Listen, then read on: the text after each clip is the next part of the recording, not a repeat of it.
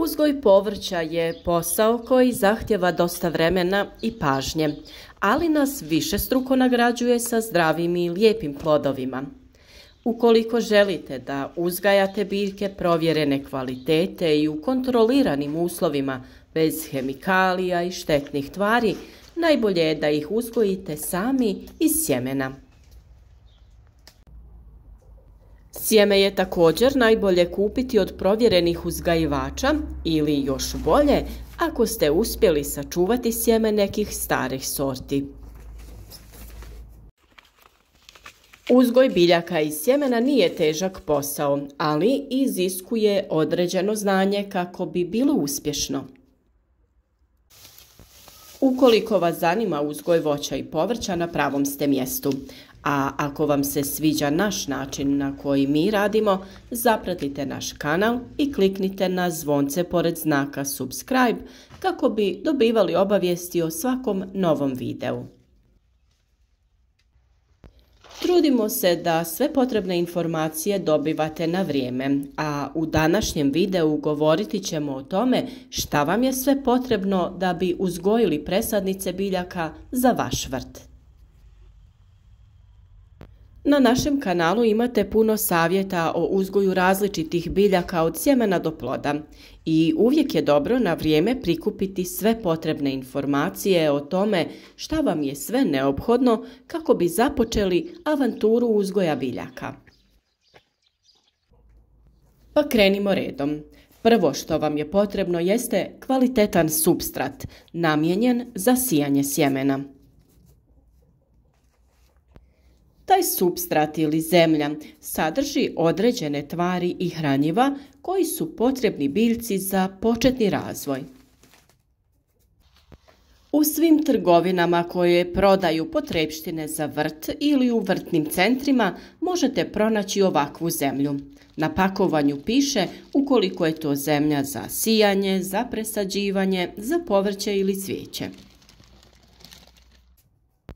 Također je potrebno da na tom istom mjestu nabavite neke drvene gajbe ili plastične kontejnere, te imate i one kontejnere od stiropora sa ili bez otvora. Naravno, možete improvizirati i mogu vam poslužiti različite posude kao ove za voće, ovisno o količini sjemena koje želite posijati. Postoji nekoliko načina za sijanje sjemena i o tome ovisi vrsta ambalaže koju ćete nabaviti. Možete biti skromni i koristiti drvene gajbe u koje ćete na dno staviti najlon. Najlon je potrebno lagano izbušiti kako bi mogao da otiče višak vode. Ukratko, postupak je taj da u pripremljene posude stavite tanki sloj zemlje i rasporedite sjeme. Također ga prekrijete jednakim slojem zemlje ovisno od vrste sjemena, te obilno zalijete. Postoje naravno i namjenski kontejneri od stiropora u koje sijete na isti način. Ono što je bitno napomenuti jeste da sjeme sijano na ovaj način ne smije biti pregusto kako bi biljke kvalitetno napredovale. No u svakom slučaju, ove biljke će, kada razviju prva 2 do 4 lista, morati biti presađene u veće kontejnere ili čašice. Samo tako će se moći dalje pravilno razvijati i biti zdravije. Koristeći ovakve kontejnere za sijanje, štedite na prostoru. A to je vrlo važno jer je potrebno održavati neophodne uslove što se tiče vlage i temperature zraka. To je svakako lakše raditi ako imate manji broj kontejnera i samim tim potrebno je imati manji prostor za čuvanje. Ukoliko raspolažete sa većim prostorom, možete nabaviti i plastične ili kontejnere od stiropora koji imaju pregrade.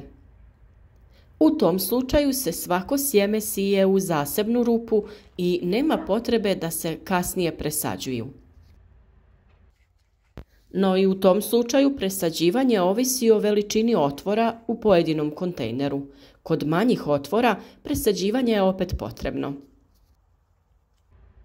Ukoliko su rupe u kontejnerima dovoljno velike da biljka razvije kvalitetan korijen, tada presađivanje u veće posude nije potrebno, nego se onda biljka presađuje direktno u tlo na stalno mjesto.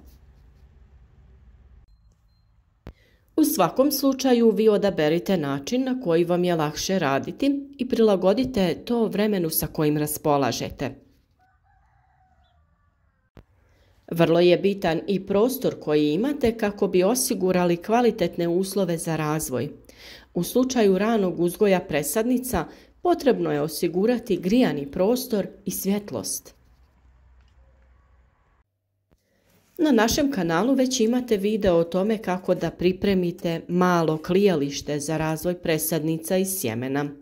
U njemu jednostavno možete osigurati one neophodne uslove što se tiče idealne temperature i svjetlosti. Ne mora to biti neko veliko klijalište. Biljke brzo niknu te ih možete premjestiti i staviti sljedeću rundu. Tako ćete rasporediti obim posla kako vam sve biljke ne bi bile u istoj fazi. Ovako ćete dio po dio presađivati, a kada završite sa jednom rundom, druga će biti spremna. Na taj način neće vam doći do zastoja u radu.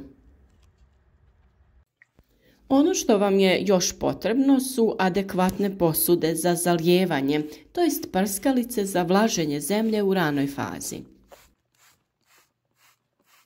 Mi smo vam prikazali i kako možete sami napraviti toplu leju u jednom od prijašnjih videa, gdje ćete prirodno potaknuti zagrijavanje zemlje i prostora. Sve te uslove možete osigurati biljkama tako što ćete sami pripremiti rasvjetu i grijani prostor, kao što to i mi radimo. Ukoliko imate manjak prostora i radite to u kući, imate mnoštvo proizvoda koje možete nabaviti koji su za uzgoj manjeg broja biljaka. Većinom su to klijališta koja imaju specijalna svjetla i u kojima se može dobiti željene uslove vlage i temperature. Vjerujem da osim na internetu njih možete pronaći i u većim i bolje opremljenim centrima koji imaju odjel za vrt. Nakon što su vaše biljke niknule i vrijeme je za presađivanje, biti će vam potrebne određene PVC čašice ili vazne u koje ćete ih presaditi. Za tu namjenu vam također treba namjenski supstrat, ali ovaj put za presadnice. Također možete potražiti i određena hranjiva koja su potrebna biljkama za početak razvoja. U toj fazi je vrlo važan fosfor jer je on zadužen za razvoj jakog korijena, dok je dušik zadužen za razvoj zelenog dijela biljke.